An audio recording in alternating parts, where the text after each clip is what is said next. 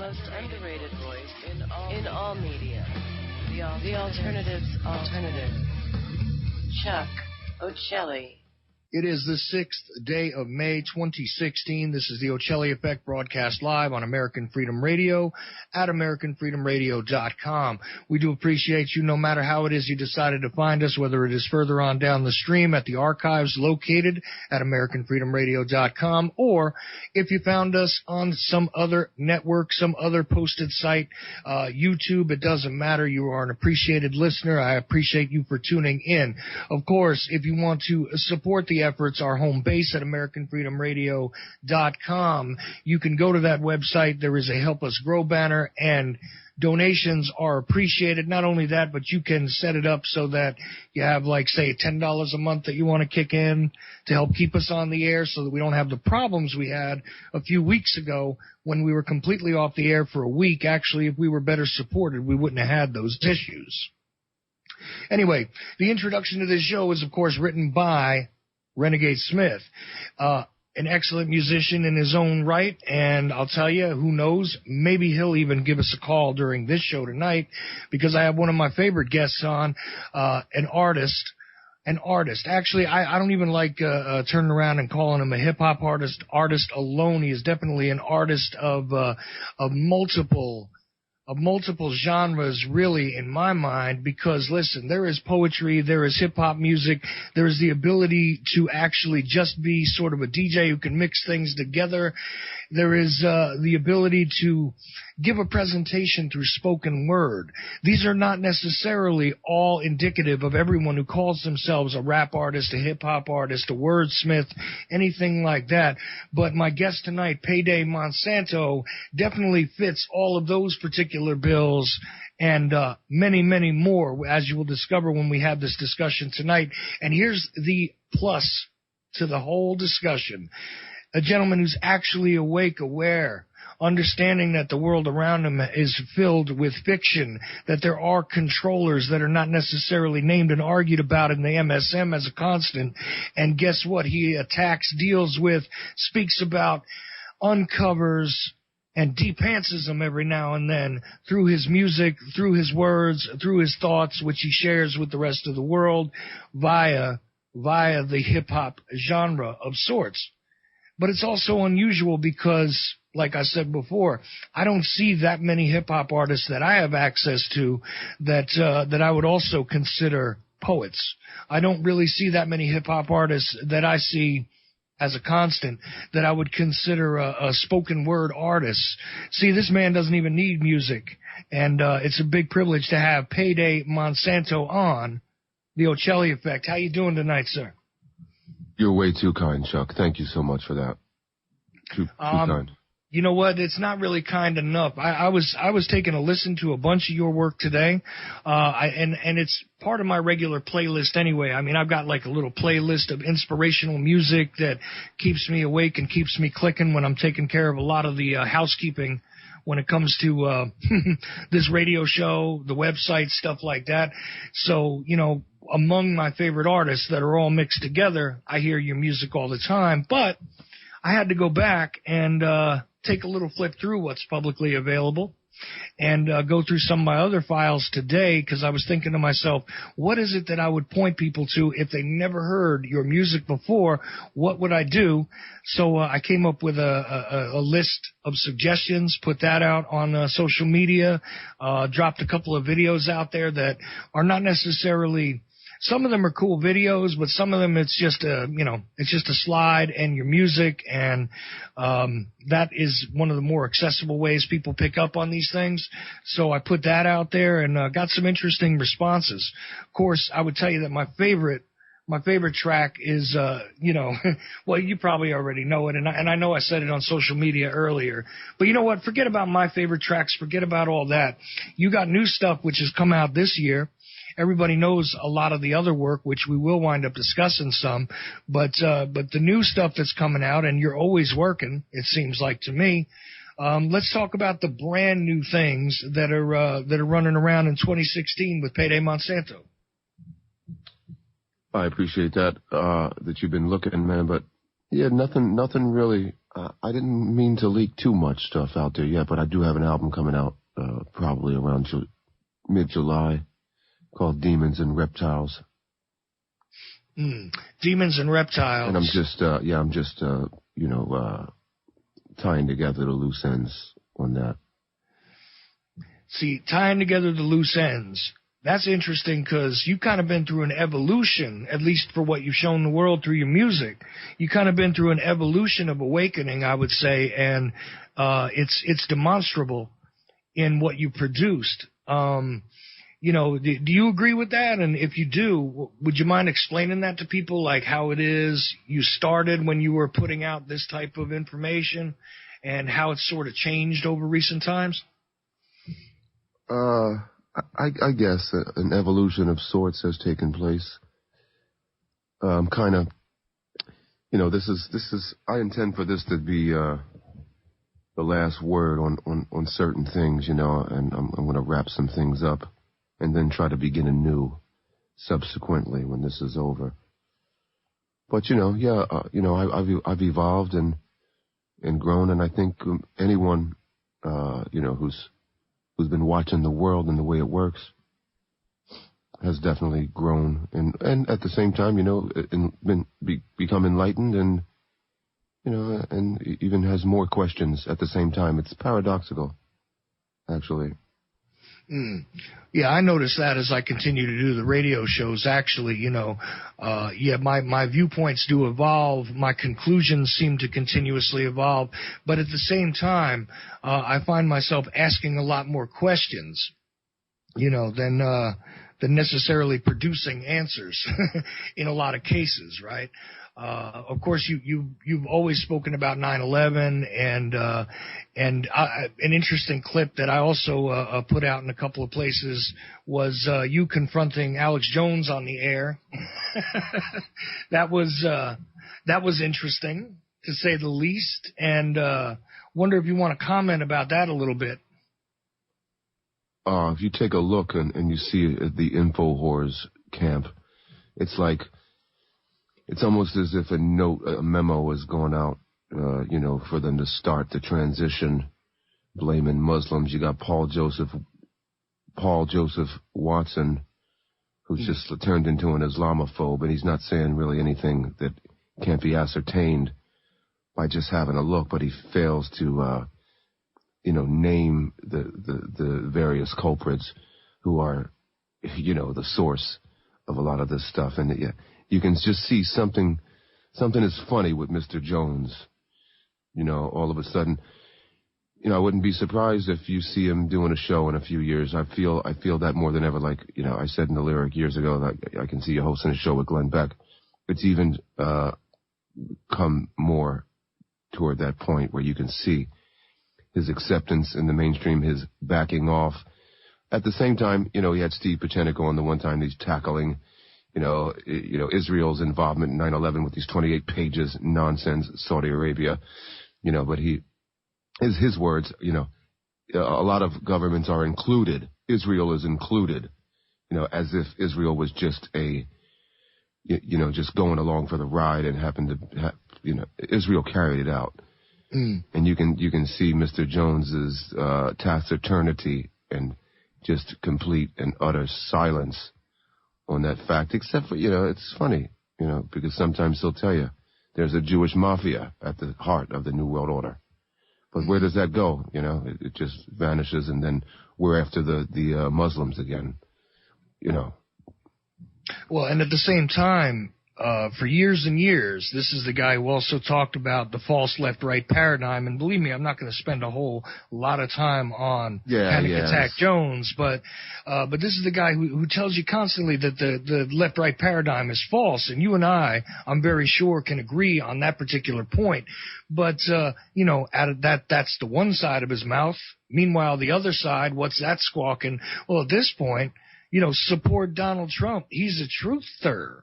Yeah, it's difficult not to talk about it, Chuck, because he's at the center of this. He has so much sway in this alternative media movement with, all the stations he has. There's new people coming on, unwitting people that tune into him every day for the first time. And he's in that fortunate position now to, kind of take a step back from some of the things that he was espousing, earlier. But, I love Donald Trump. I think he's a likable guy. Do I think he's going to save the world? No. Do I think he's a shill for Hillary? Absolutely not. I think he can't stand Hillary, and I think he genuinely loves America. Well, see, now here's a point you and I will disagree on. I think he is just yet another cog in the great puppet machinery. He is there to release some steam from people who are legitimately aggravated. Definitely a and pressure upset. relief valve, no doubt about that. I mean, whether organically or intended, definitely a pressure relief valve. But absolutely a cog in the wheel ultimately, and I can't wait to see how it plays out. Because you do the history, you see the guy, over the last 25, 30 years, being asked about these sorts of things, and he says no. It's not. I don't. If the country got so bad, I would, and then here we are, and something tells me that he doesn't like the direction that America has gone, and that he really does love America. He may not. I know he don't have all the answers. He, definitely says some things that I disagree with. Says some rather stupid things, but I think that's everybody got their bubble. When you got 10 billion, you put yourself in a bubble. I think he's pretty, personable for a guy with 10 bill. And maybe he got me. Maybe he got me because sometimes it does feel like it could be that guy next door just coming in your living room for a chat. That's how personable the man is to me. Well, and, a combination of that with this same old shit that's been going on, anything, even if he is an actor, I just, it's a great show. I'd love to see him get in there. Well, there's one thing that you definitely can't argue about, and that is that this has been one of the most entertaining selection cycles we've ever seen. Oh, it's great. And on the other side, allegedly, of the equation, right, you got the wonderful Hillary. And it's funny to me because despite the fact that she is essentially a neocon dressed up in Democratic clothes, allegedly, right, she really doesn't come across as somebody that anybody wants to support. I got to be honest with you. I can find people on the ground who legitimately or foolishly or whatever it is you want to state about it are in support of, the idea of a guy like Donald Trump ascending to that office. But I can't find a single sort of enthusiastic, right, Hillary supporter. Yeah, do you see any anywhere? I don't even know if one really exists. They try, you see them trying, but you can see right through their excitement, and they don't really have a clue. And at the same time, the ones who are genuinely excited, it seems they're just happy to be there and they don't have a clue. Oh, right. And at the same time, on the other end of the real spectrum here, because to me, her and the other front runner, Trump, both represent business as usual, just from two slightly different aspects. But an oddity to me also was this enthusiasm that did rise up for a guy like Bernie Sanders, right? Which is kind of fascinating. But again, I see him as another pressure release because this is really Trump and Sanders are very much alike in that they're attracting the disenchanted. They're attracting the truly disenfranchised to sort of get back in the game and get enthusiastic once again about the process, I think, because on the one side you got, don't worry about it. We're going to make everything beautiful, which is always funny to me that he takes on that almost gangster-esque kind of posturing when Trump is speaking. But then you got Sanders on the other side there, pretty much, the other alleged side, pretty much saying that, we should get back to taking care of our own people, and I'm the democratic socialist and all that kind of stuff. And to me, that seemed to be a whole lot more of a logical message than what was coming out of anybody else's mouth. But here's the big hook, right? Is that people turn around and tell me, yeah, but Chuck, you're backing a Zionist. You're backing somebody who's a Zionist automatically. And I'm like, what do you think about that, PayDay? I don't, something. I see Bernie Sanders and I just see the same, just a lighter version. I can see the comparisons and how one can draw parallels between he and Trump. But I think they're two different animals, and Sanders is the ultimate pressure relief valve to me. And I honestly, I don't know why. I don't understand why anybody would vote for him. He's just another establishment person pretending not to be really hard, trying really hard. And he has Soros. He should have Soros stamped on his forehead and the ilk. Yeah, see, that's the odd thing is you also never know who's exactly behind who anymore, because it appears to me as though the Koch brothers are more happy to support Hillary. Yeah, well, all right. Yeah. People who doubt Trump, ask yourself this. There's this guy, I think his name's James Simon, just gave Cruz $11 million. He also been donating to Obama and Hillary, to the tune of $3 here, a couple mil there, gave Hillary $3. Why would this person be backing, putting all this money into a Hillary, Obama, and then also a Cruz? If they weren't trying to defeat Trump, it's all they want to stop Trump. It's clear. And I don't think it's a game. At the end of the day, it's all a game, and there's all kinds of little power struggles within, the whole machination. But I don't think they're quite ready for Trump. And he kind of reminds me of, Bobby Kennedy sometimes, the way he talks. And if it were that easy, I wouldn't be surprised. I don't think he would have lasted this long. I think he would have suffered a Bobby Kennedy or JFK fate at this time. But I don't think it's that easy to knock him off. And I think he's a little more aware than he leads us to believe in the things he says.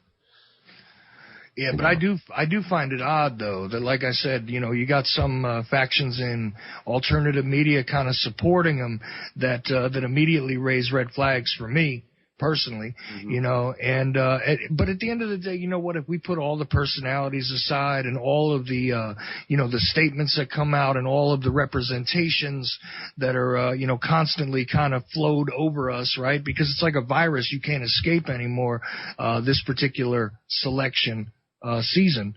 You can't, no matter where you go, no matter what you're doing, it seems like you can't escape it, right? But what's funny to me about it is that at the end of the day, the whole thing is nothing more than, a puppet show masquerading as the possibility that we, the people, actually have a say in what might come next. And that's one of the things that has been completely made a joke of, in my estimation, ever since they killed Kennedy. You know what I mean? We haven't really had a say. I mean, I don't know how much of a say we had before that, but I can definitely say that the people have been removed from the processes of governance ever since November 22nd, 1963, and I can say that definitively, with absolute certainty. As can I. So either way, really, even if the guy was legitimate, how far is he actually going to go is the big question, right? That's the question, right? But anyway, you know what? I don't want to get too bogged down in this because I want to talk about the new music because it sounds different. The stuff that you kind of leaked out, it definitely has a different sound. There's not like your music wasn't intense before, but it just seems a whole lot more bolstered by conviction at this point. Maybe it is because you're sort of coming to a conclusion, and maybe you could explain that, what you mean. I mean, does that mean we're not going to get, hip hop from PayDay anymore? We're going to get something else? Because I could picture you working some straight jazz even. I could picture you working some other stuff in. And doing it a whole lot different. I mean, are we talking about no more hip hop, or are we talking about? Not necessarily. I think it's just time to, there's a bunch of tools that I have in my shed that I haven't been using, and I just want to make different kind of music, but I'm still always going to revisit the brand, which I love, I guess, for which people know me. But, I just want to do something different. I was telling my girl the other day that, who is that? Jackson Brown, Dancing in the Moonlight? Or the other one. I always confuse the two. But that song came on. I said, I want to make songs like that. I want to make a couple songs like that people sing along with, and it's fun and cheery. I said enough.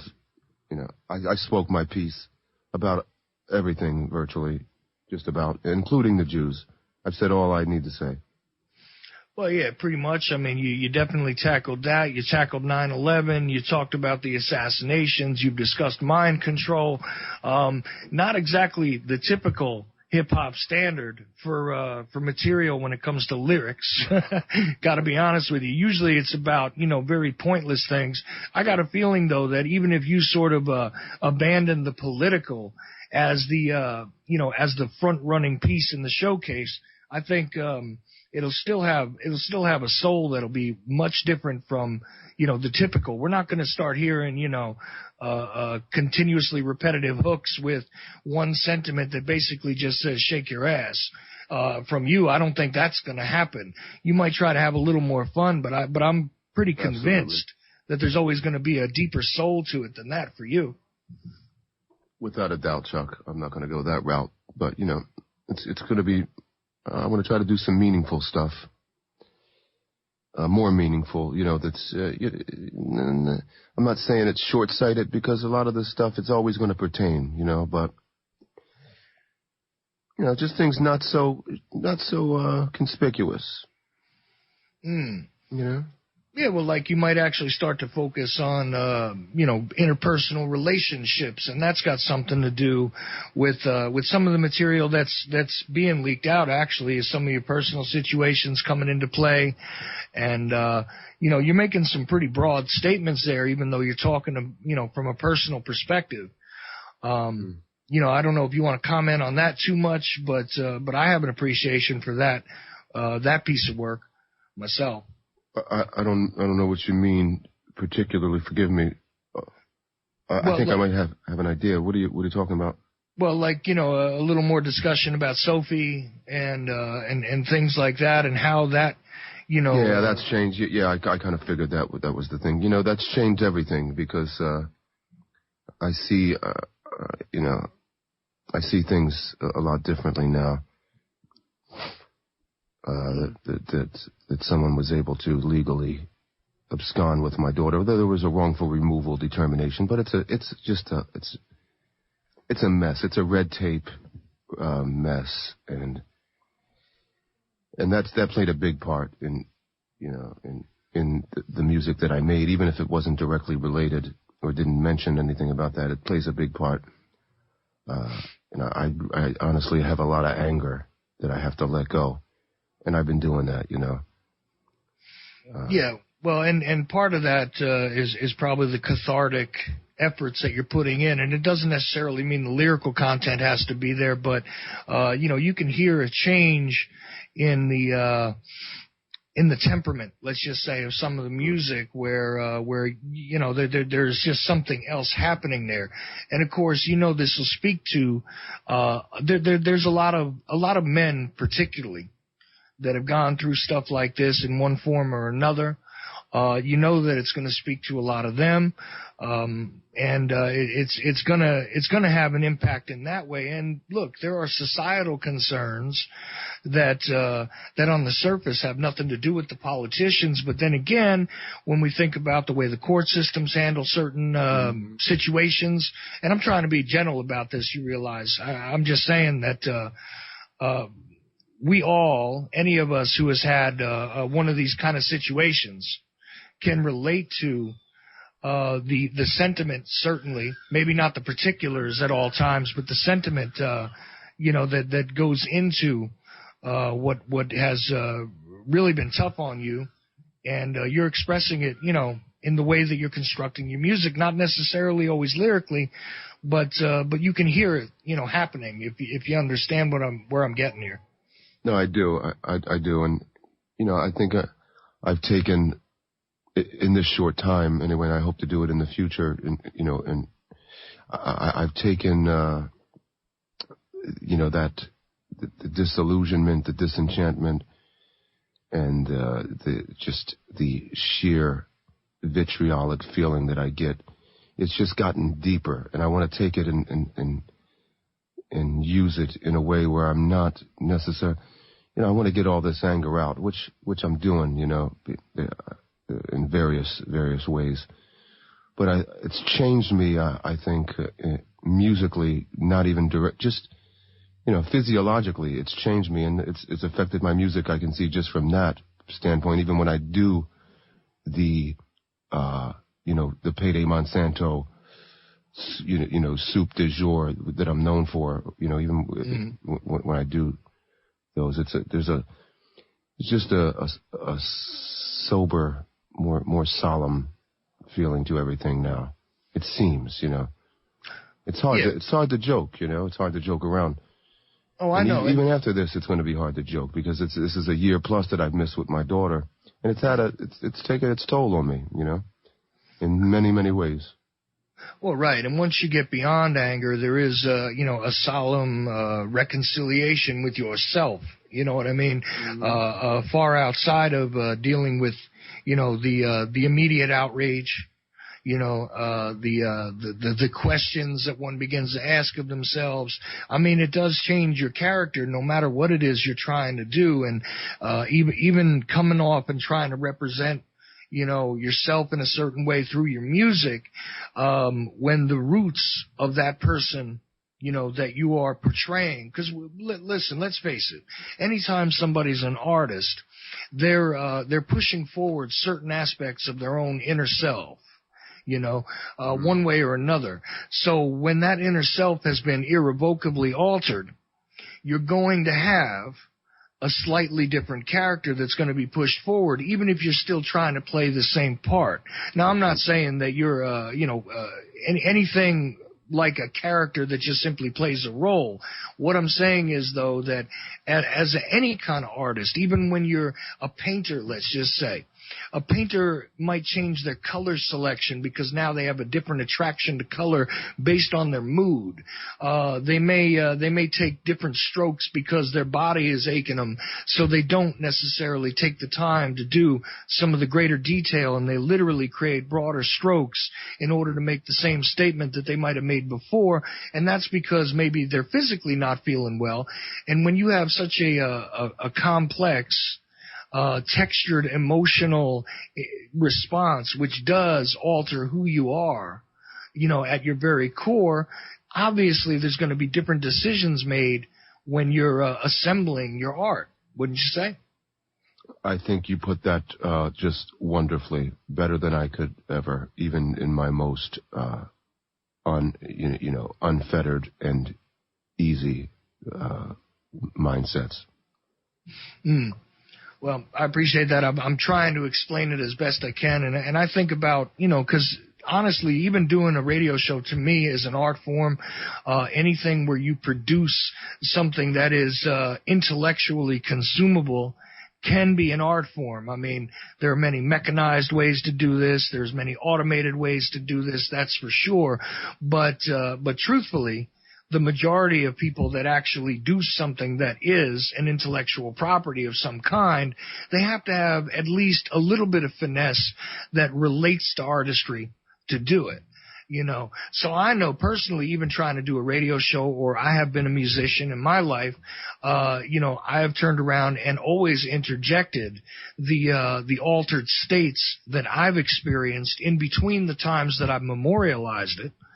And it always has an effect on what it is I'm doing. So no matter how much you try to separate, your personal life from your performing life, from your, et cetera, the fact is that in reality, and the reason why art is one of those things that can speak to people is because no matter what, you can never completely sever that tether. Even someone who is an actor who claims to use the method and steps outside of their own personality, they can't escape that tether to themselves no matter what they do. Without a doubt. Yeah, you know, and it's coming through in my music more and more, and with the unreleased stuff that I've yet that no one's heard yet. You know, it's just going to be a whole different barrel of monkeys. It's not even anything that I'm hoping for, but I see it happening, so I just decided to embrace it and mold it, you know, appropriately how I see fit in the future. Mm. And I can't wait to see actually what you evolve to next, because as I've said before on this program and elsewhere, the texture, the character of what it is you do is extremely unique. And you know, we talked about maybe how the city sort of affected you, because I mean, you know, you're from the Philadelphia area. You know, we talked about that a little bit. We talked about you know, how we've obviously just got done speaking about how your personal life goes into it a bit. But, I mean, there is something else that happens, too, because there is a little bit of an homage to even some of the artists that you had respect for, or still do have respect for, excuse me. You know, and on occasion, there's even a reaction to some of the artists that you have, let's just say, very little respect for. That happens too, and this all goes into it, which is kind of where I want to go next. Some of the stuff that you have very little respect for, that you illustrate through your music, through your lyrics especially, but definitely through your music and the way you produce it. So, you know, if you want to speak to that a little bit, because I love some of this stuff that you did, you know, about pop culture. And things related to Mr. West, you know. Yeah. Well, so go ahead. You know what? Kanye West, he does get on my nerves. I don't think that's any secret for people who know me. His ilk kind of gets just. I think he's kind of the poster child for something that I really don't like, and. Yeah, it's despicable who they lay out this red carpet, who they put in their Luciferian limelight, who they give shine to. You know, and it speaks volumes when you see what they're pushing and you know the game. You know, it's about degradation, and they're doing a fantastic job. Yeah, well, let's speak to some of the specifics, because I know you and I have kind of touched upon this in the past, but I want to really hit it hard tonight. You know, there is the concept, of course, that there is an encouragement among, especially that used to be just among the black youth, let's say, right? That there was this sort of encouragement of self-destruction, which had been rampant in popular hip-hop music, right? Mm-hmm. Well, it goes way beyond that, in my estimation, at this point, because it's really like an infection on the culture where I think race is almost irrelevant, and they just it seems like they want to actually poison the culture at the most formative state, you know, in the adolescent stages almost, you know. And I wonder if you would speak to that a little bit about the sort of nefarious nature of what's being encouraged, you know, in the hip hop industry. Well, you know, younger people, fortunately for the progenitors of this stuff, they don't really understand how things were and see the change. And it wasn't organic, you know, when you look back. And, you know, there's definitely, they favor things that they being, you know, the pop culture industry and the people who run it, the few who run it all, they favor things that are going to make people, influence people in a negative way. And it wasn't, there was a time when it was just the opposite. And that, you can say that about hip hop and, you know, just about things that you see on TV these days. You know, imagine that in the 1980s. And, you'd have parents, you know, running down to the TV station, you know, with a gun ready to you know, to ask the producer if he's going to stop this nonsense or if he's willing to die. You know, that's how just trashy and filthy that it's become. And it's not an accident. See, it's not that that's what people want.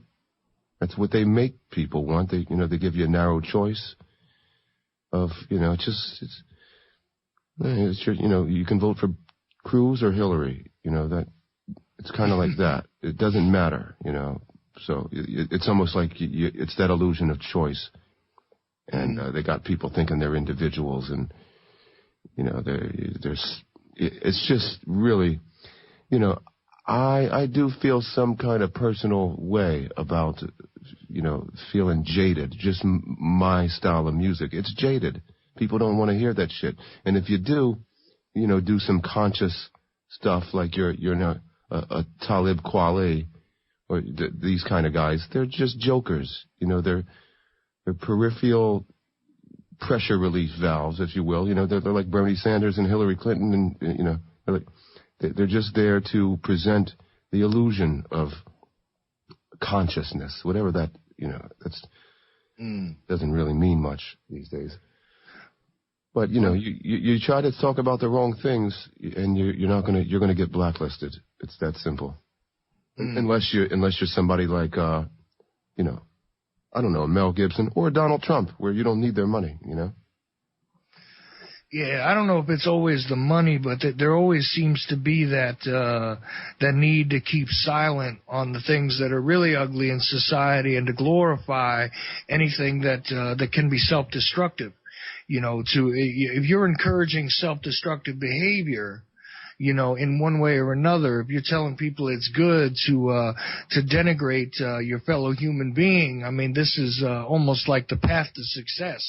It seems like in the pop culture industry at all, not just hip hop, mind you, but like you were saying, even when it comes to producing, motion pictures, let's just say, or when it comes to the production of cartoons or any of these things, like if you can become extremely depraved. And I mean, look, there is a place for that which is depraved, and it should be in context, but there's an oversaturation, right, of this kind of and it's not just an illustrative thing where, look, I'm putting this on display, but literally, I have no other word but encouragement and enticement, almost like an advertisement to push forward with, listen, participate in this stuff. I'm not just showing it to you. I'm telling you, you need to be a part of it. Is it just me? No, and this mindset is spilled over into just everywhere. For instance, you have these people, they're calling them protesters. They're trying to flip over cop cars, but they still have the temerity to refer to them as protesters. Where if the shoe were on the other foot, it wouldn't go that way, and we know these are paid provocateurs, George Soros and their ilk just paid to go out there and spout this stuff, for most of which they don't even have a clue. And I think there's just been a climate, an acceptance of being able to tell a lie. Yeah, I don't know if we talked about this before, but every time I think about it, there's just a degradation. Sometimes I think about the lying culture, and it's just okay to bald-face lie in front of someone. You can keep your doctor. I'm going to close Guantanamo. Maybe Obama ushered it in and just put it on public display, and everybody sees it, and it's just become contagious because I've noticed it a lot. I don't think it's because I'm getting older and sharper. I don't know if that's the case. I see a discernible change in the way in which lies are accepted and or rejected, if at all. There seems to be more acceptance for lies. Well, it definitely is a lot more prolific than it once was, but I don't think that our alleged representatives have ever really been wholly truthful. At least not in my lifetime, right? Because when I was born, the Nixon lies, I'm sorry. Yeah. No, but when I was born, Nixon was president, right? And the only honest guy that has been in that office, in my estimation, the whole time I've been alive, was Carter. This guy actually did a few things that did not make the establishment happy, which is why he only ended up with one term. You know, and that's the fact. But outside of that, I mean, you know what? Reagan couldn't remember nothing. I'm starting to believe that that's a possibility based on what I keep reading. Yeah. But maybe not, you know. Well, I don't Bush think Sr., you know, he had one term, but he really had three because Reagan's exactly. 2 were his. Exactly. And then he got another 2, you know, well, the family did anyway. You know, he got another 2 with his son. He got another 2 actually before his son, if you think about it carefully, because the Clintons are really just another partner in the Bush crime family, you know. So where is it? And Obama, you know, as far as I'm concerned, he's a cousin. So, you know, what are we looking at? The Bush dynasty continuing, and it would just make perfect sense to those of us that think that the entire paradigm is controlled, that Hitler would be the next POTUS, right? Mm. Yeah, I think, you know, the establishment wants Hillary. Mm. Well, yeah, Hillary, Hitlery, whatever. You know what? It all works. And realistically, look, there's a reason why you need to attach some other name besides, you know, Hillary, which is a pretty sort of, you know, non-threatening sounding moniker to give to this woman when in reality, you know, you're talking about somebody who was more than happy to assist with selling us out to the Chinese all by herself, you know, more than happy to participate in the bloodletting in Benghazi, more than happy to be a part of the alleged war on terror all over the planet, and behave very much like one of those PNAC individuals, you know, that we were told were only in the right thing. There's the transvaluation, man. There's been a transvaluation of everything, values included, but just, you know, yeah, this woman is, you know, the Democrat-Republican thing. This woman, it's really unbelievable that, you know, this woman should be indicted by now. Even Judge Napolitano said there's enough, you know, there's clearly, she's indictable at this point, but, you know, who knows? It's just, I think it's another blatant, exercise to show you that, you know, yeah, she should be in jail, this woman, but we're going to set her free and she might be your next president. Mm-hmm. I'll tell you one thing that prevailed, throughout, regardless of who it is you think is, supportable. You know, and I don't mean you, obviously, PayDay. I mean the listener. Regardless of who you think is supportable, let's remember that every last one of them had to parade in front of AIPAC, though, and make sure that they reaffirmed their conviction to stand behind that agenda. Isn't that remarkable? Not one of them refused to do so. Am I missing something here? No, that's it. You know, and even though Trump did it. And he said some things that kind of were, you know, cringeworthy and vomit-inducing, borderline. But then again, if I'm a certain persuasion, a Khazarian, and I could take great offense to what Donald Trump did, because he said anyone speaking with a teleprompter isn't speaking from the heart. And he went up there with a well-written speech and spouted it off. You know, and I would kind of take offense to that on some level, and as they have, they would find a way, even if there was no way, even if, you know, there was no justifiable reason. But, you know, Israel's scared of Trump in many respects, in many circles. They don't want him. He didn't, you know, I don't see him at the Wailing Wall. I don't see him kissing Netanyahu's ass or whoever is the figurehead at the time for that particular illegal country. I see him, you know, just saying America first. I knew what that was going to evoke. I knew it. And I follow the ADL on Twitter. America first.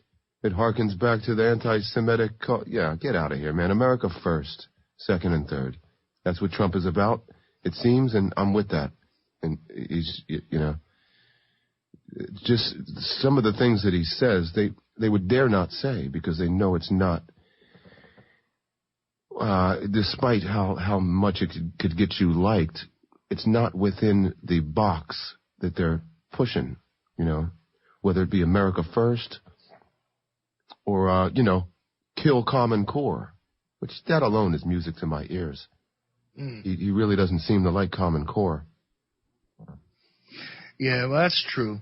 I'm being reminded on the Skype that I ought to ask you to talk about the song Pop Culture, actually, because of some of the discussion we were having a few minutes ago.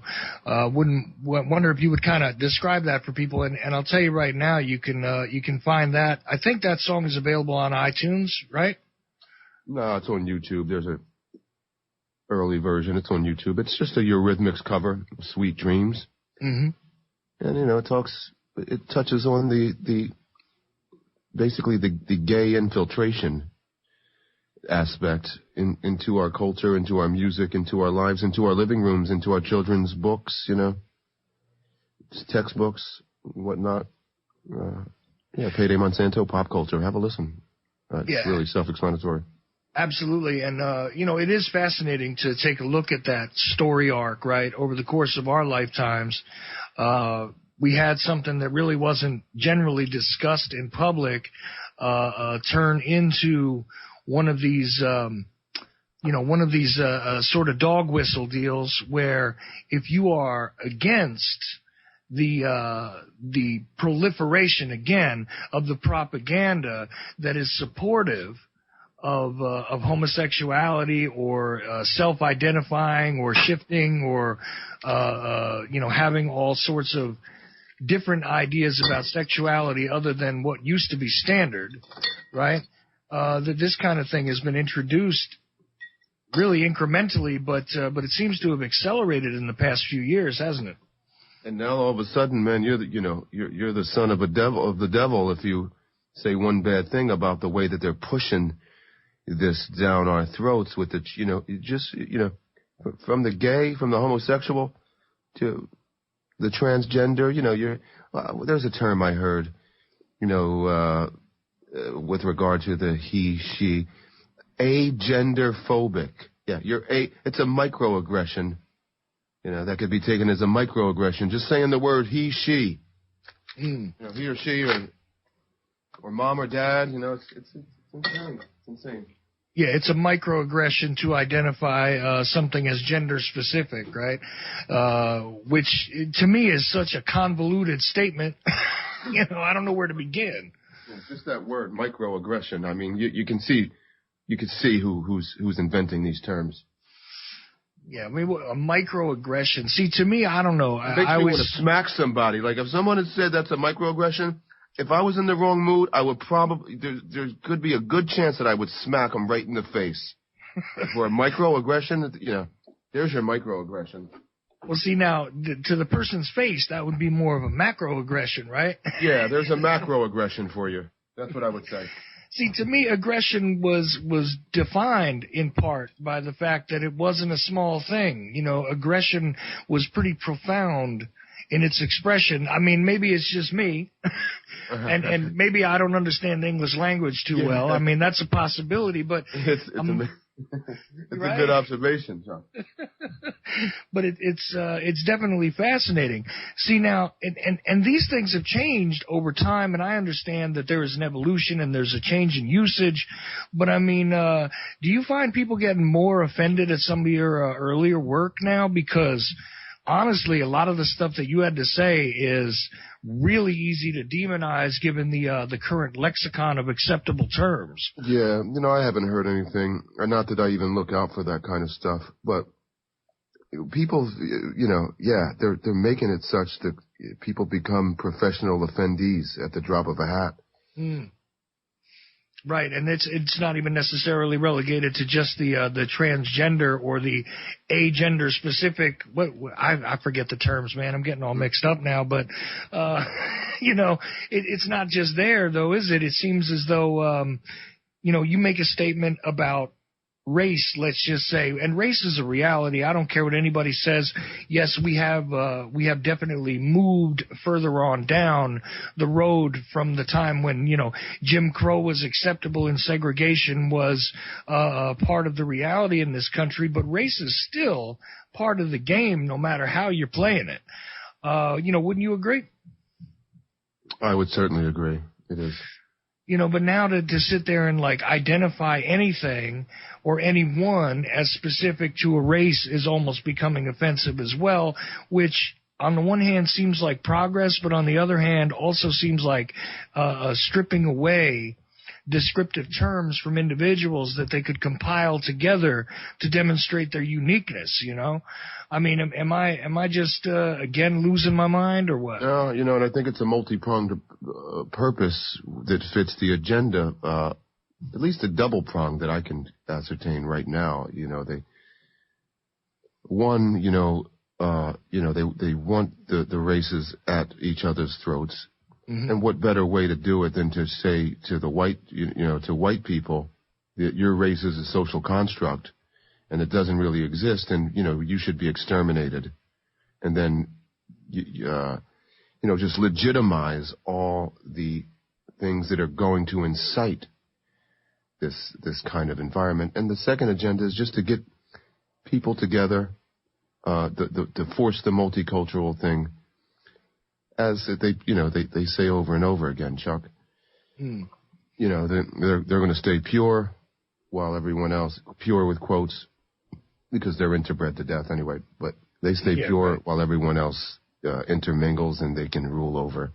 You know, it's written over and over the last thousand years. You can see it up until recently, with people like Professor, Ignatieff, the guy saying, some of the things he said. It's like Pastor Manning would say, white people are angry, and black people should calm down.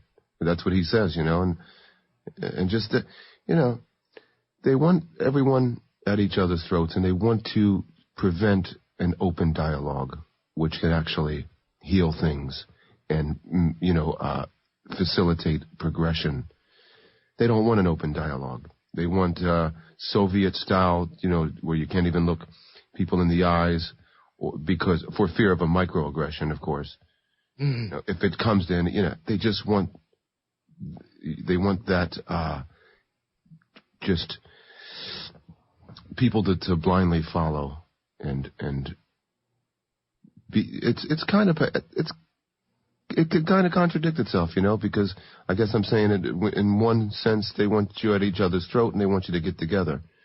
But it's whatever happens. Either they find either outcome, befitting. They can make it fit with what they want to do, what they're trying to do. Well, because the reality is it doesn't matter what point they try and subdivide or push and pull people on, right? As long as they can continue to push and pull, it doesn't matter which sentiment they latch onto. Mm-hmm. So it could be race, it could be religion, it could be the particular area of the country you live in, maybe the way you talk, your economic status, et cetera, et cetera. What better way to piss people off, than to legitimize things like, transgender, next is bestiality, and then pedophilia. That's a way to piss off some really, old-fashioned people and usher in a new era of just unmitigated degeneracy. Oh, I missed this message. Somebody wanted to talk. Well, actually, we're almost up against the break here. So, but I do, when we go into the next hour, this is a track I don't recall listening to, actually. It's called Beyond Reasonable Doubt. And want to talk to you about that a little bit, because they're telling me that I'm missing the boat on that one. I don't know why, because, well, I don't know anything about the track, so maybe you could explain this to me. And also want to point out to people where it is they can begin to pick up some of your music and things like that. I mean, it's out there for free, a lot of it, but there's new stuff coming, and and I definitely want to see people support the work you're doing. So don't just pick it up for free. Actually, go and support PayDay, and we're going to find out how, where, and exactly what you got to do to get involved in that in the next hour. My special guest tonight is PayDay Monsanto on the Ochelli Effect. And, well, it's not necessarily going to get deeper, but every time I have a conversation with this gentleman, believe me, there is always something of interest there that people cannot believe came out of either my mouth or yours.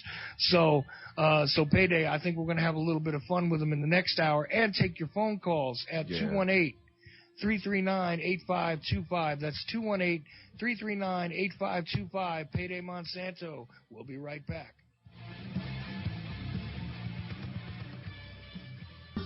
So we continue with the second hour of the Ochelli Effect here on American Freedom Radio at AmericanFreedomRadio.com.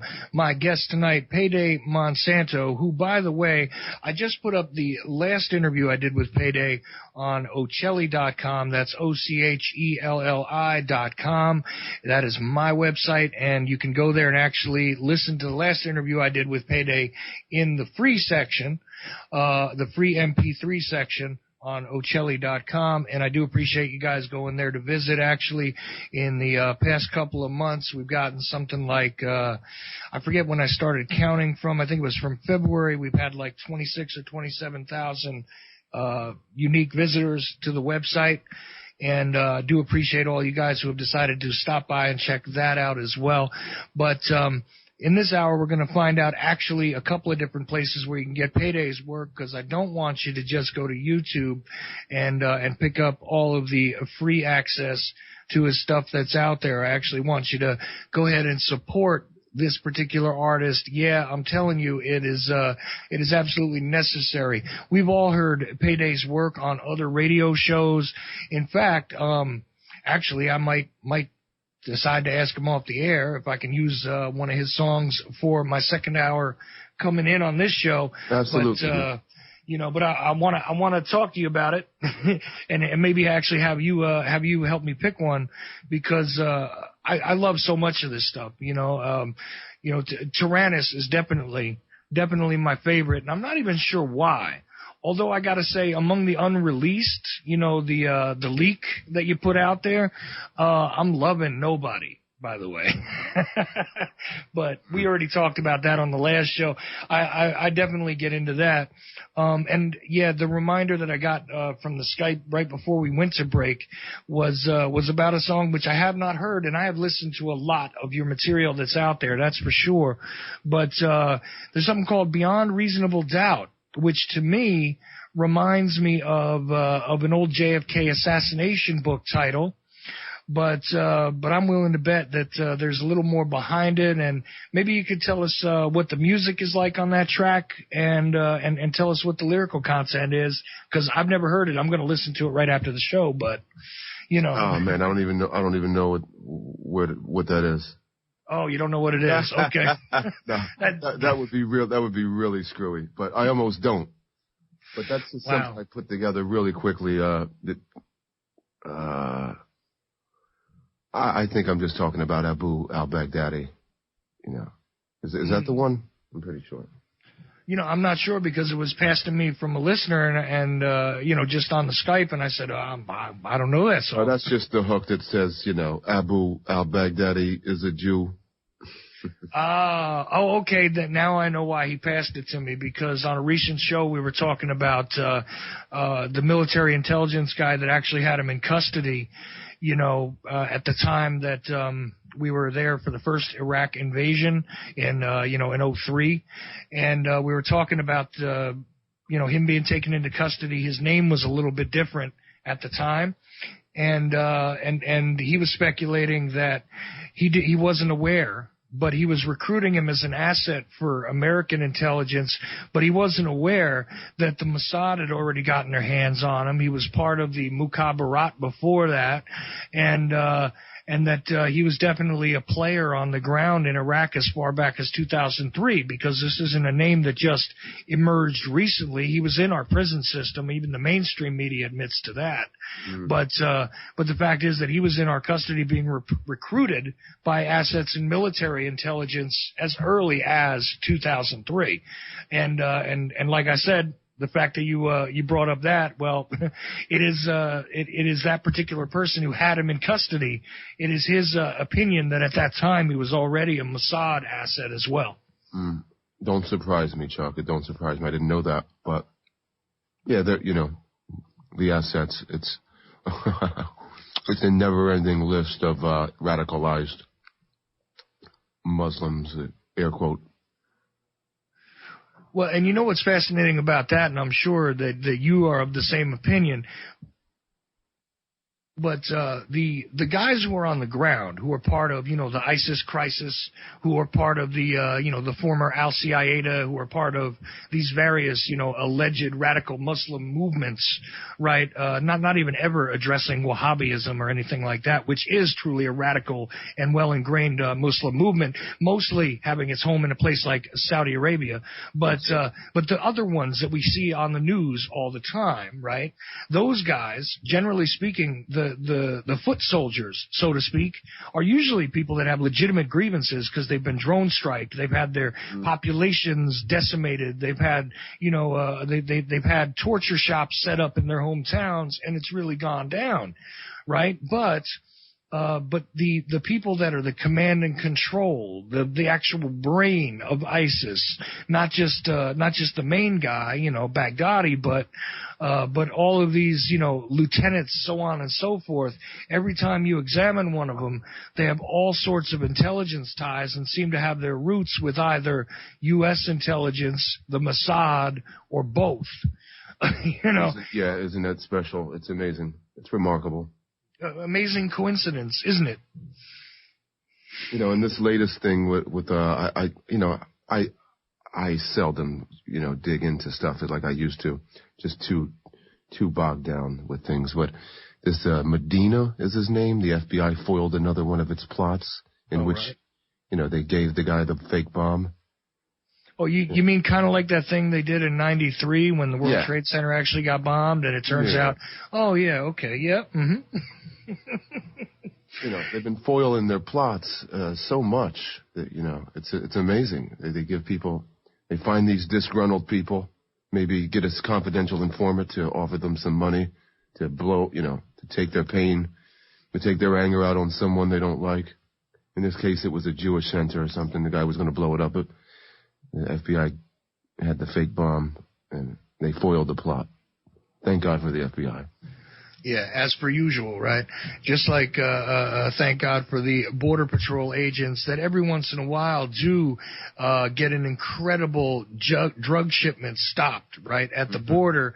And Celi Castillo, who's a DEA whistleblower, was on this show telling me, well, that's part of the game too. And I said, well, explain that for people. And he says, well, every once in a while you got to throw the guys on your payroll a bone, basically. I'm paraphrasing what Selly said. But, if you put a bunch of Border Patrol and DEA people on the payroll, every once in a while they got to produce results for their, for their much lesser paying boss every once in a while. So they sacrifice, 1 out of every 20 drug shipments or 1 out of every 10 drug shipments as part of the cost of doing business. That it's like, it's set up to fail so that they actually do capture, one big shipment that makes the headlines and all that. So it looks like they're still trying to do their job. They get to be heralded as heroes. Yeah, whatnot when they do catch that token bus. But I think it's InfoWars camera. InfoWars had their people on the border showing, they seem scared, showing people, with trash bags, putting trash bags of something right, coming right across the border. And I think Trump used it. That's another thing, I don't know if this is all set up. They did a good job, because Trump seems legitimately, upset at a lot of the things he sees going on, and not the least of which being the drugs that's coming across the border, from Mexico. Yeah, well, the drugs, and of course the MSM will continuously parrot the idea that he was talking about, the rapists and murderers, which in the right context is actually correct when you think about the fact that a paramilitary organization, which is now morphed into a street gang, namely MS-13, there is plenty of those guys coming across the border, and they're not from Mexico, right? but they're coming through that particular pipeline. And isn't that fascinating that there's a bunch of these guys who are clearly, they're not somebody who's coming here to pick vegetables. They're not somebody who's coming here to, to be the maidservants to the billionaire who's got, the third home in Florida, and they need somebody to keep it dust free in case they decide to crash there for a weekend. No, it's not those people, but there is a whole other non-Islamic threat that to me can't be categorized in any other way but terrorism. If they've been militarily trained and they're coming here to participate in the drug trafficking game, I mean, yeah, and the token busts keep going so that it looks like somebody's doing their job. And I mean, tell me I'm crazy, PayDay. Well, the funny thing is, you pay attention, you see these things, and obviously you've been, I can tell you've been paying attention to and taking notes of what's going on. And,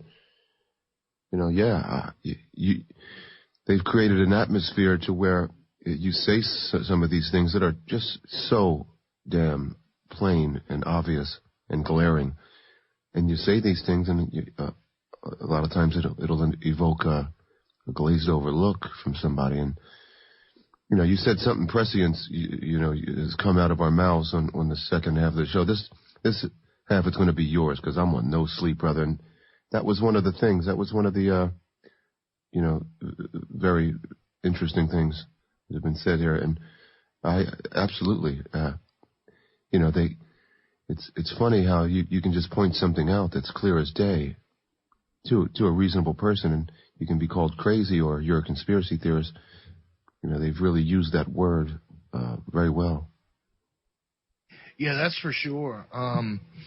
And, I did promise people that we would talk about a couple of places. So before you completely run out of steam, let's talk about a couple of places where they can actually support your work and not just pick it all up for free all the time. Yeah, you can get it on iTunes. Go to iTunes. I have multiple pieces up there. And, all my stuff's on iTunes, except for Lambs to the Slaughter, which you can just Google and you'll find it on SoundCloud. I'm in the process of actually putting that on iTunes. Okay, so that's gonna come up soon. And you got some more material that's going to be available. Well, when is this work that I got the leaks on some months ago? When is that work going to become fully available? Right now, I'm thinking maybe July, mid-July, 15, 16, 17. You got a tentative title? It's called Demons and Reptiles. Oh, okay. That's definitely what you're going with then. Mm-hmm. Oh, all right. And well, what do you mean by demons and reptiles? How about that? Democrats and Republicans. Oh, okay. See, that was a short answer. And there's a lot to be said about, the staged game, right? There's a lot to be said. Like, I don't necessarily support everything Jesse Ventura has to say, but the fact that he came out with that whole, Democrips and Rebloodlicans deal. Yeah. I thought about that a while, and at first I thought it was, hyperbolic and unnecessary. But then again, when I consider that these are things that have their roots in the same places, they put on the red and the blue. Of course, that was what he was going for. They put on the red and the blue colors in order to represent themselves. And at the end of the day, what they really do is a lot of lip service to certain aspects of what it is they're doing. But the truth about who gave birth to them, who controls them, and everything else is completely obfuscated from the average person at all times. And even in moments when peace is supposed to be had and there's supposed to be reconciliation and everything else, there's always an undercurrent of other business being done outside of the public's view. Let's just say. Isn't that the truth? That's And, that was kind of clever of Jesse to do that. I'm not really trying to be clever on this one. It's just kind of, the Democrats and Republicans, this is what you get. But, yeah, that Democrips and Republicans, that's, it couldn't get any more plain than that, because that's exactly what you're dealing with. Mm-hmm. And, people tell me that if you take You know, if you can find yourself a dollar coin anymore. But if you take a dollar coin and you paint it on one side red and then you flip it over and swipe the blue paintbrush across it, and when you go to spend it at the store, they might look at you a little bit funny, but it's still just worth the dollar that it was, regardless of what color you added to it. And, yeah, it still spends exactly the same way. And fact is that the blue and the red coming together to form the Purple Party, or the Purple People Eaters, I used to call them, which, sadly enough, could have multiple meanings here, right? The Purple People Eaters, in fact, really are spending us, you know, because we're the commodity. You know, and I know you realize that, of course, PayDay, and that this is one of the reasons why I love your music, but there's a lot of other reasons. And the fact is that, again, it's not something that has been produced with a simplistic, you know, just trying to be catchy with a hook. I mean, obviously you got catchy hooks in there, but you don't produce stuff just for the sake of making a rhythm which is going to be commercially viable. I know that, and you add a lot of elements to it that are really rare in most of what we see coming out, you know, in the mainstream hip hop, and even in the underground hip hop stuff. You don't see guys utilizing a lot of the instrumentation that you do, and taking the time to layer things as you have. I wonder, why is it that your stuff sounds so different to me, you think? I don't know. That's a kind compliment. You know, if you're listening to music these days, it's so homogenized. You know, the country music, flip, it sounds like hip hop, and they're just pushing everything together. Mm-hmm. Yeah, it's not a homogenized sound. Even from you know, I mean, some of your songs, there's some similarities, almost seem to be continuations from one to the other, but in truth, like, there's not really like a PayDay Monsanto formula when it comes to this stuff. I mean, you might have a formula in your mind, but to be honest with you, it doesn't come across as though you have a template that you're working with. You know, it seems as though each one of these things is created as an individual, really. And I wonder also, do you start with lyrics, or do you start with the beat, or do you start with just one piece of the hook and build from there? I mean, what is your, like, real foundation when you begin? You know, it varies, I think, equally. Sometimes, you know, a melody will just come to my mind, and then I'll just hustle to a piano, or can't wait to get to the keyboard or an instrument to play it. Mm-hmm. Or, you know, sometimes I'll just be, you know, messing around. It's pretty much either way it can happen. There's no one set way. Well, but do you ever take, like, a piece of poetry and say, all right, now I've got to set the bed for this so I can lay it in there? That happens quite often, yeah, you know, probably close to half, and then the other half is the other way, and then, you know, the remainder of that is just the weird ways things happen. Yeah, sometimes you're just screwing around with your recording devices, and you go, you know what, that's a pretty interesting tone, and I bet you if I put it together with another beat, which it reminds me of, and maybe if I alter it a little bit, and then all of a sudden you got something that you didn't quite expect, but made sense when you were drawing it out in your own mind, right? That's it. Absolutely. I mean, sometimes I'll hear a bird chirp or anything, you know. My girl was here, never touched a keyboard in her life, but she should have, but she was just playing around with it, and I had to stop her and say, wait, you just played a combination of notes that I have to make a beat with. Well, that's the other thing. You ever start with an organic sound? Because I notice, well, not as much with the leaked stuff that you put out, but it used to be that there was always like a need for an organic sound that wasn't an instrument per se, wasn't a sample of something that is standard, but there used to be these odd little organic sounds that would make their way in. Yeah. And that's a more deliberate thing. It's just something to add ambiance or something, you know. Just a distinguishing characteristic. Yeah, and not as many news clips as you used to use too. I noticed you utilize that for a little bit.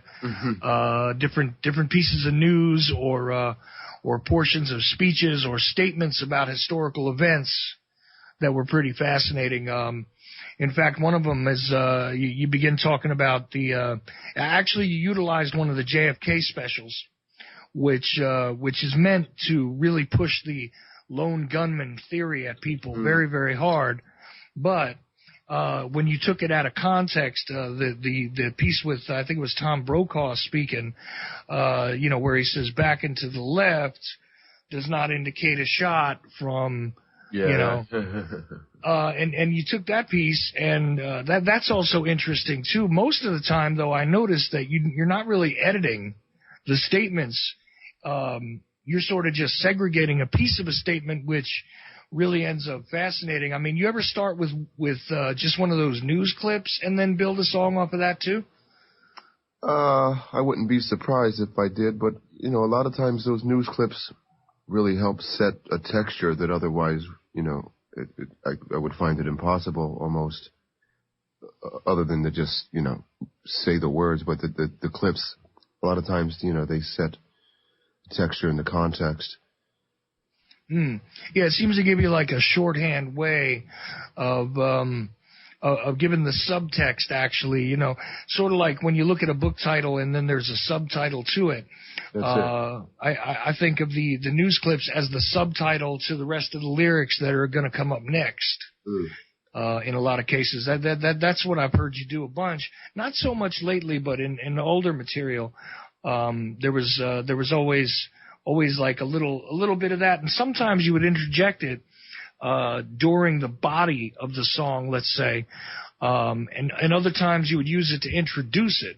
That's why I was wondering if you ever just built off of that, because sometimes it's there to set the tone at the very beginning. I'm trying to think, and one thing that comes to mind is the JFK Secret Society.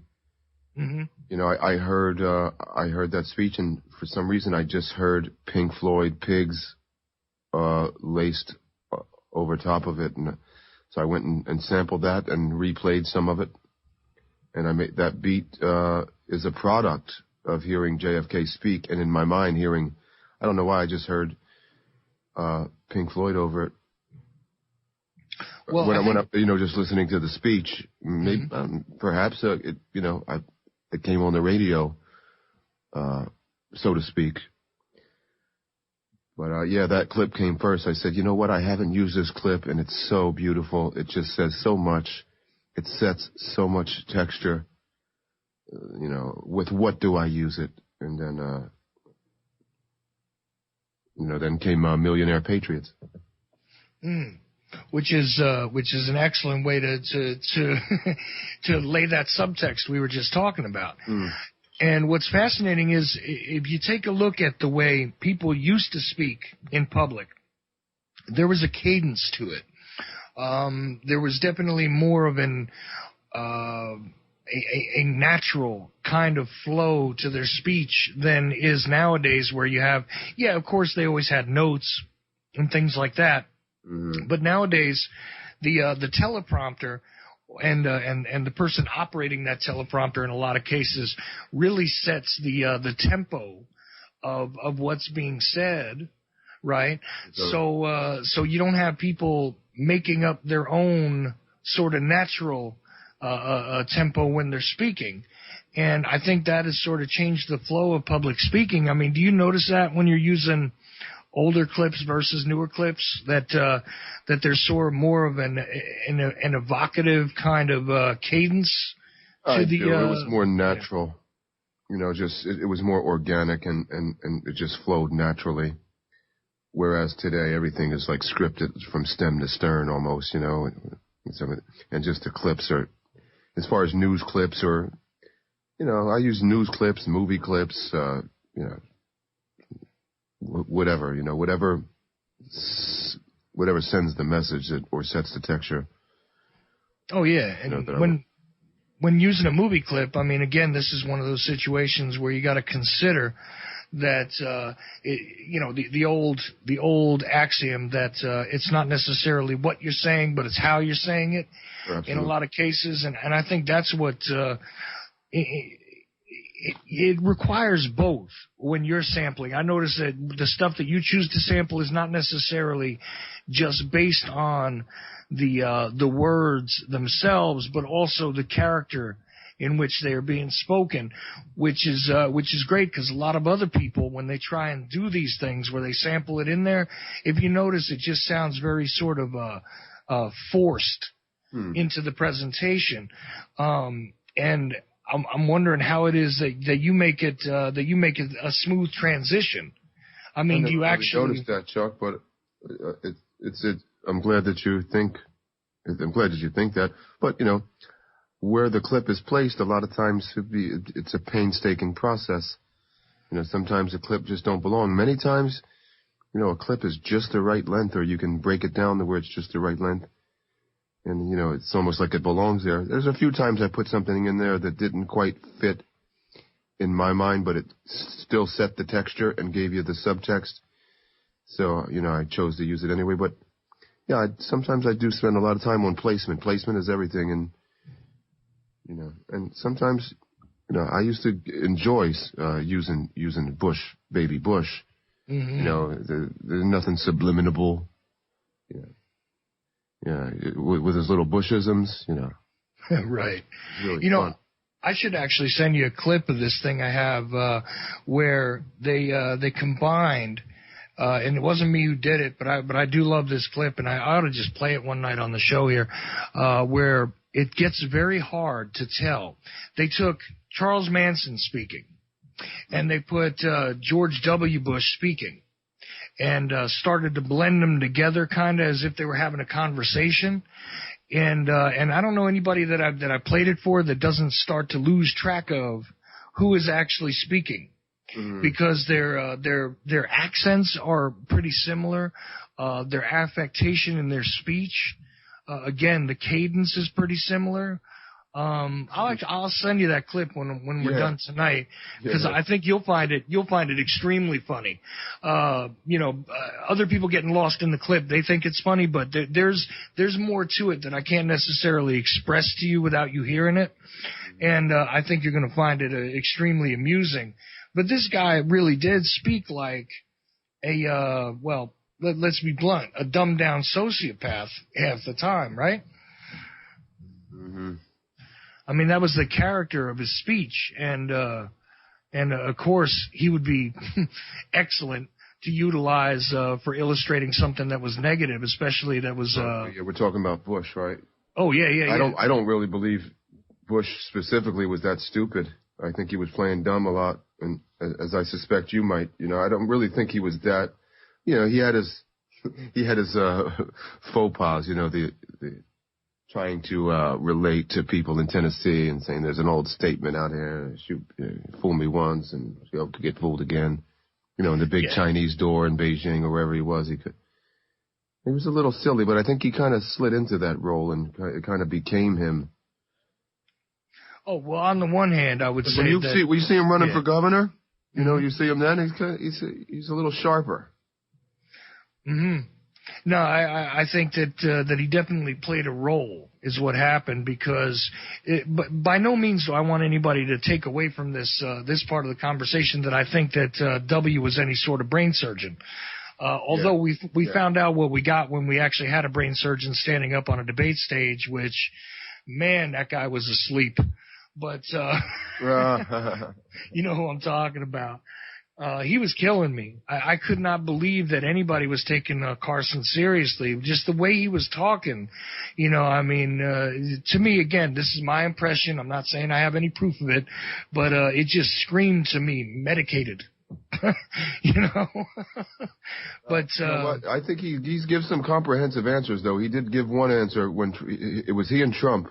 Mm-hmm. And this is right before I think he even backed Trump. But, something about the Constitution and appointing, the constitutionality of appointing judges to, the Phil Scalia slot or whatever. But I'll tell you what, or prescription drugs or something along them lines. And it was kind of the best answer I heard from any one of those people, any one of them. No, definitely intelligent. He is a constitutional scholar, that guy. I kind of like Ben Carson. Don't jump on my Mr. Ben Carson. Nice guy. But he was putting me to sleep, man. He did. Yeah, he did absolutely. That part of it, I could definitely see. And be careful about feeling like, being a constitutional scholar is a positive, because let's not forget, that our friend BHO is also allegedly, allegedly, right. Our friend Barry there is supposed to be a constitutional scholar too, allegedly. But, you know what I'm saying? It's just, the whole thing becomes so, I don't know. I don't even know what to call it anymore. But, I mean, you got to say that this particular selection process in the time period where I have been aware of what happens, I would have to say that it is without any sort of dispute that this has been one of the more entertaining seasons, and I believe that the best is yet to come if all you're looking for is a good show. You know what? And I agree with that, too. I can't – well, this has never happened before, Chuck. It's never happened that you whether organic or staged, managed, you have this guy who's basically awoken the silent majority who sees voting as just feudal, who recognize voting as the feudal act that it has indeed become. And he's awakened these people, and the people weren't ready for it. It didn't take long for me, in July and August to see, if this guy's serious, he can sweep the country. People are going to love this straight talk. They're going to excuse my language, they're going to love it. And they do. They took to it like a fish to water, because finally somebody's saying things that were taboo, and, he's just... I don't want to sound like I'm placing too much faith in Donald Trump. I really don't. But if you do the history and see, he was averse to running for president, from the get-go. And he always had the same, that same canned answer, which, I don't like what's happening to our country. If it gets bad, a couple times he said, I wish somebody else would. I'm waiting for somebody else. Somebody else got to come in there. I could do a good job, but I just don't want to. I'm enjoying my life. Right. No, this is true, but, again, I can't help myself but think that we're looking at another Trojan horse, somebody else who is going to appeal to the population in one way or another. Is he going to get in there, and then they're going to roll out that false flag, and he's just going to, lay down and go along with it? And, because that's what they're looking for. Something's going to happen. It's way past due. It's way past due, man. Mm-hmm. I can feel it. They need something to happen, and I don't think they could pull what they want to do. I don't think they've done yet because of the atmosphere. They don't have everything in place.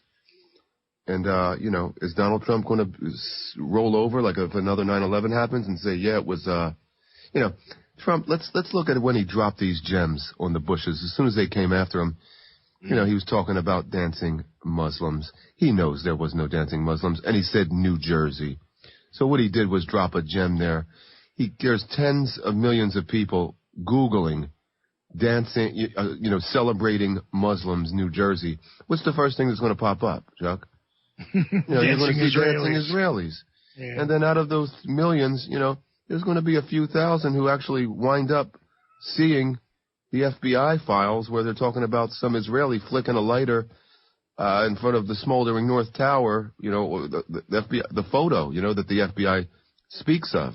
This individual, I don't forget his name, don't even want to let his name rent space, the precious real estate in my brain. I don't care.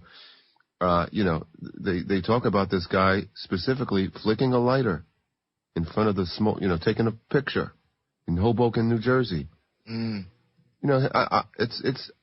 I think, and I'm not alone, that Trump said, you mess with me and watch what happens. That's just a little gem that I'm going to drop for the people. and just the whole questioning, George Bush's, the administration's veracity during that incident, that Mossad job, just saying things like, you elect me as president and we'll find out who knocked down those towers. Things like that, I don't know. They See, I was impressed. I don't want to sound like I'm giving this guy too much credit, but I'll tell you what. The things that he says and the things that are off the cuff out of his mouth, you just gotta love it. I think, just the fact that he can call people, Lion Ted and brand these people crooked Hillary.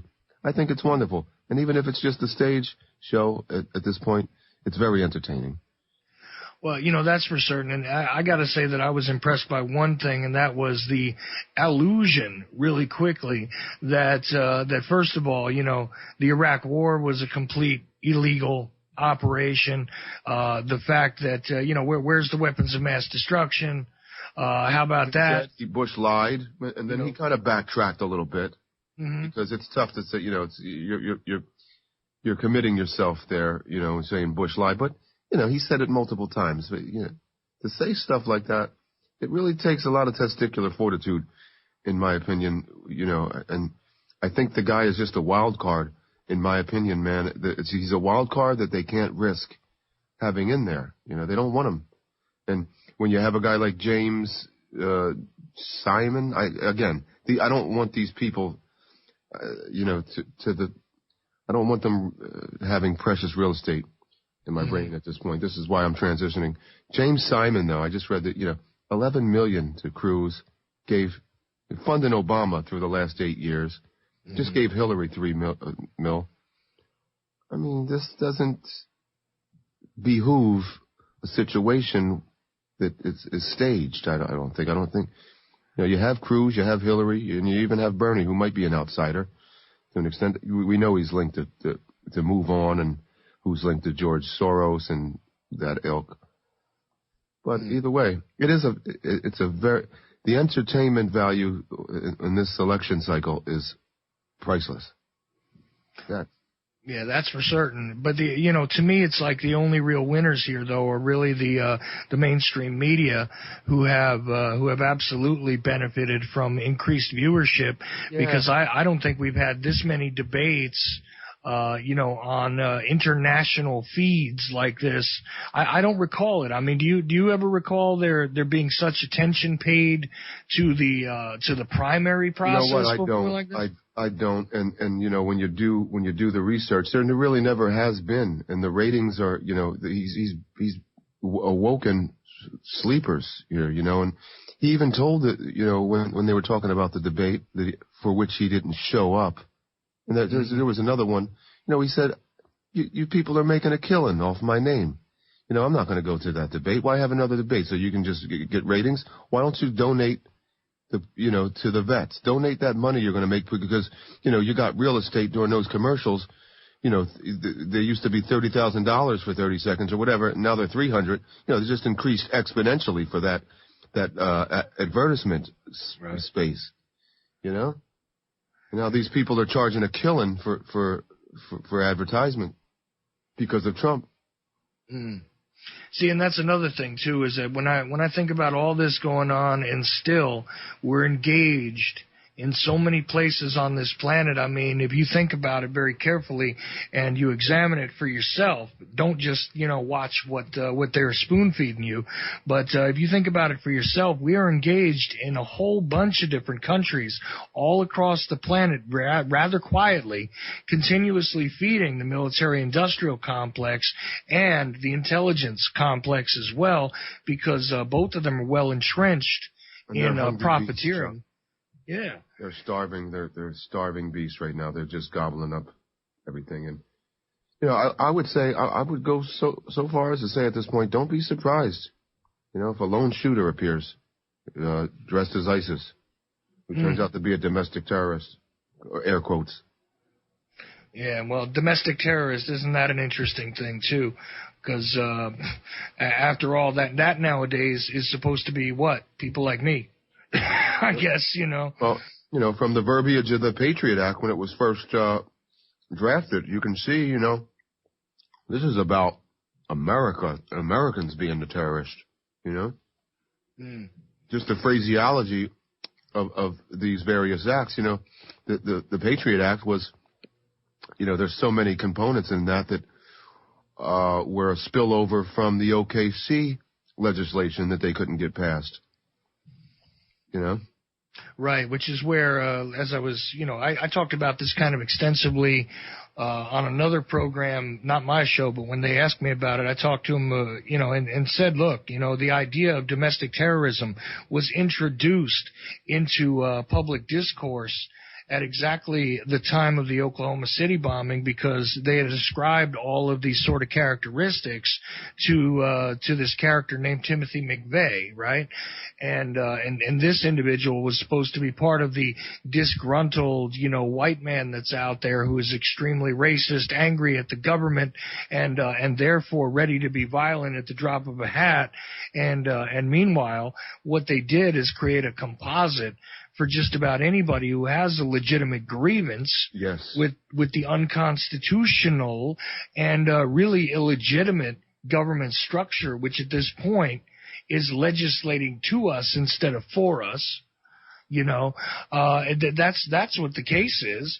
And it was, the groundwork that was going to be necessary for later once we have the great, shock event of 9/11 to really drive home the concept of how hard terrorism could strike on American soil.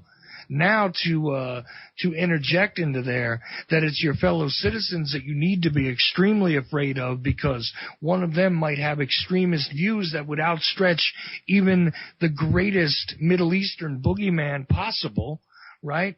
When all of that comes together, and now they can say that, if you're talking about the Constitution, you're a domestic terrorist. You got a Ron Paul sticker, that constitutes potential, law enforcement lookout, right?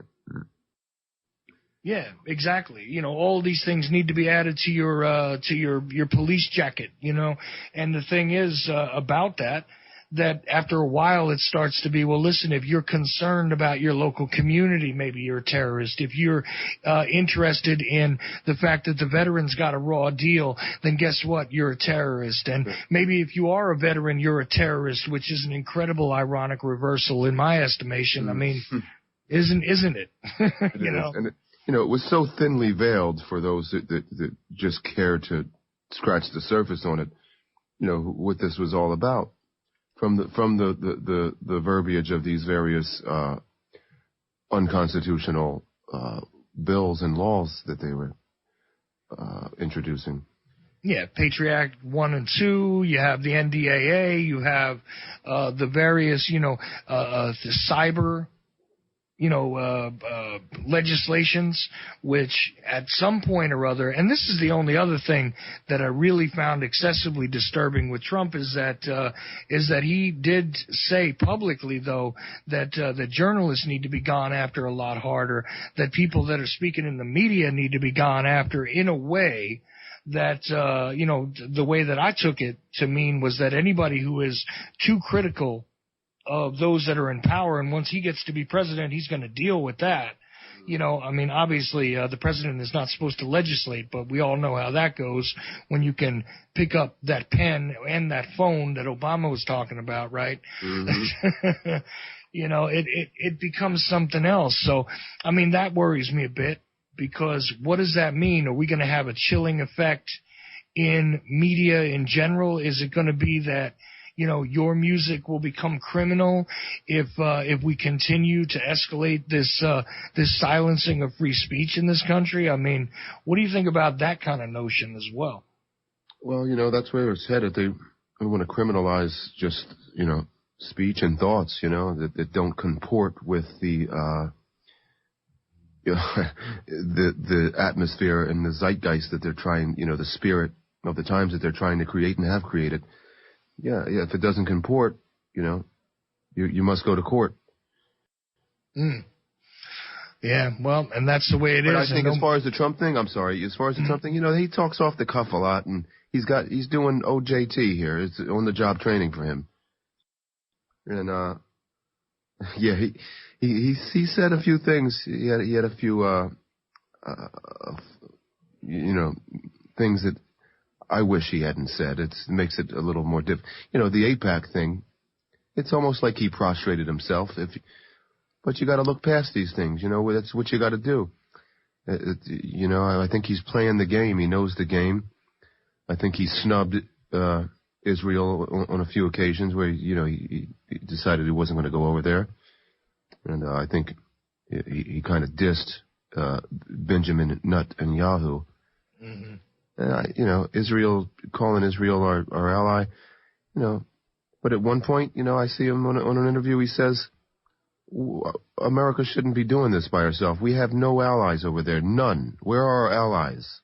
So it's kind of conflicting statements there, and I think we all have a cognitive dissonance as we try to make sense of this. Even truth seekers, that are aware that these things happen, and we're just trying to make sense of things, and we say some things that are off the cuff, and he's forgiven because the show he's putting on is so entertaining. I don't even care, Chuck. It keeps coming back to that, right? No matter what, it is entertaining. It's great. I mean, it's a great time to be alive, to see, to see this woman, the scowl on this woman's face, when crooked Hillary. Yeah. Oh man. Yeah, it's amazing, and too, I know that and you know what? I've not discussed this with you at all, not off air, not on air, but let me just ask you this real quick, because I know you're the type of person that is extremely observant when it comes to people's behavior. But you check the body language on her all the time, completely stilted, like as if there is absolutely no efficacy, no integrity in any single movement she makes. No, she's a robot, and I noticed that, and I was so happy to see Trump, come out, and he says, "Did you see Hillary today?"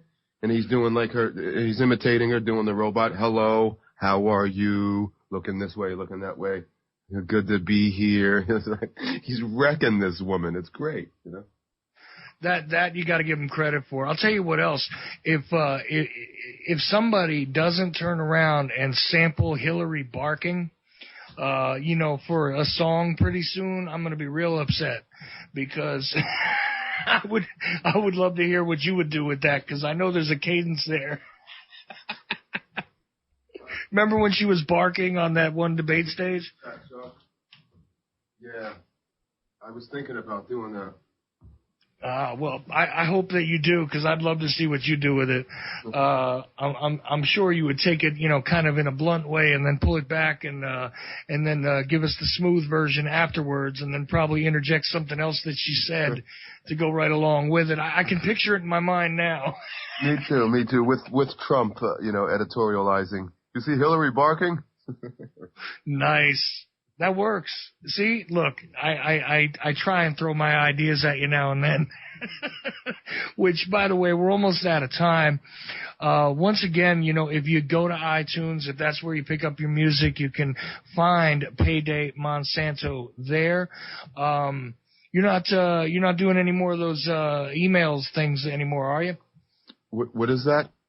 Well, you had the thing where you could get the leak kind of emailed to people. That was one of the things that you were offering for a little bit. You can still do that. You donate $5 or more to my PayPal, which is paydaymonsanto@gmail.com, the PayPal email, and I'll send you a zip of some 20+ tracks. Which definitely, if you do that, if you drop the $5 or more into PayDay's PayPal account, I would definitely point you to the track called Nobody. I like that one personally. And you know what? Real quick before we get out of here, why don't you tell people what that's about? Even though most people haven't heard it. Although I did catch that somebody ran part of it on one of their podcasts not too long ago. Interesting. but maybe you could tell people what that's about. It's a little more of an aggressive sounding track. Yeah, you know what it is? It's just me blowing off steam. This is mid abduction.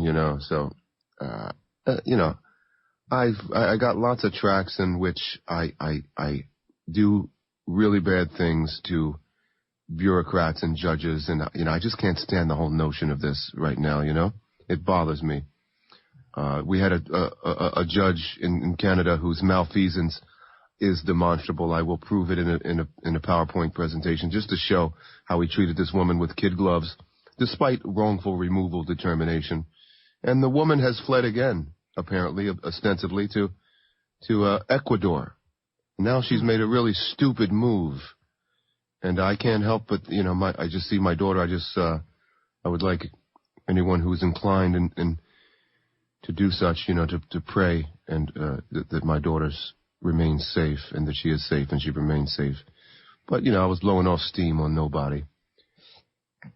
Well, yeah, absolutely. On the serious side, I'll tell you that my thoughts and prayers are with you, and anybody who hears this, you know, say a little word to whomever it is that you believe you are speaking to.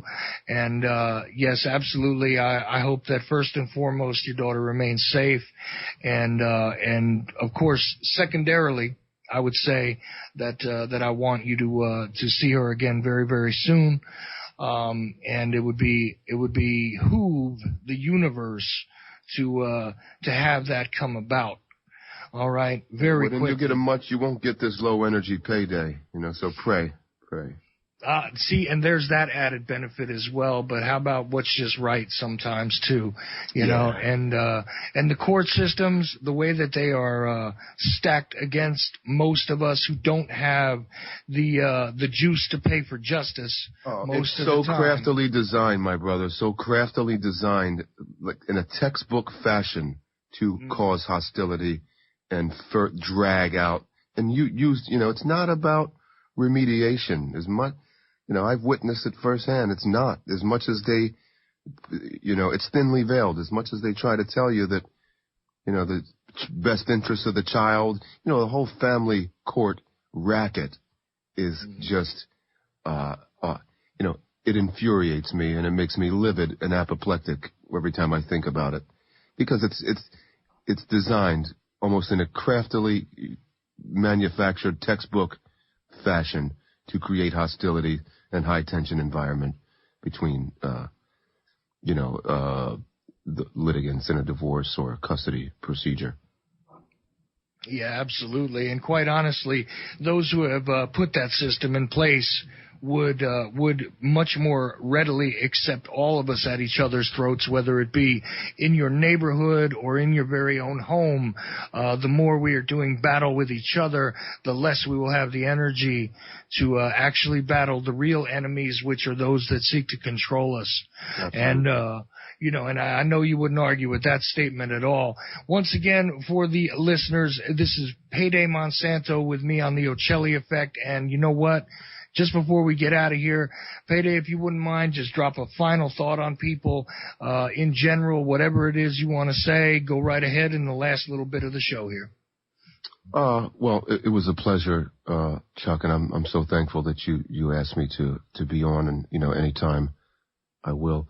Again, if you want, if anyone would want the unreleased little teaser that I have there, you can donate $5 or more to my PayPal email, which is paydaymonsanto@gmail.com. And, you know, just in the spirit of truth-seeking, you know, I just implore everyone to do their own research and draw their own conclusions and share with friends, and don't be afraid to speak up, and don't be afraid to talk to a stranger on the street. Don't let it turn into a Stasi, you know, Russia Bolshevik type environment where you can't even look each other in the eye anymore. I don't want to see it get to that. Absolutely. And as per usual, get back to being your natural selves, which means we do interact with and work together. And the more we work together, quite honestly, the more we'll be able to work against that which seeks to divide and conquer us at all times. Amen. And we know who the enemies are. Anyway, PayDay, thanks so much again. Again, the pleasure was all mine, man. Thank you so much. And everybody, we will be back tomorrow. Well, actually, no, we'll be back Monday night. Excuse me, it is Friday. So stay tuned to American Freedom Radio. The Ochelli Effect is done, but whatever comes up after me, I'm sure it'll be interesting. You guys have a good weekend. Take care.